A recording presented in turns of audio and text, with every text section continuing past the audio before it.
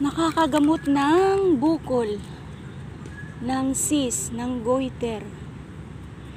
Ginagadgad nila, ano ba yun? Shredded ba yun? Tapos itinatapal nila sa may bukol. Tapos binabalutan nila ng dahon o kaya tela para hindi siya malaglag yung mga ipinahid nilang bunga ng bituon.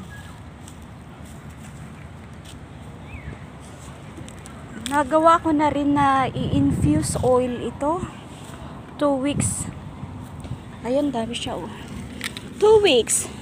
Nakakagamot kirot sa mga sakit sa dede. Sa mga rayuma. Gamot sa rayuma. Ayan. Ibabad mo lang yung coconut oil na may olive oil.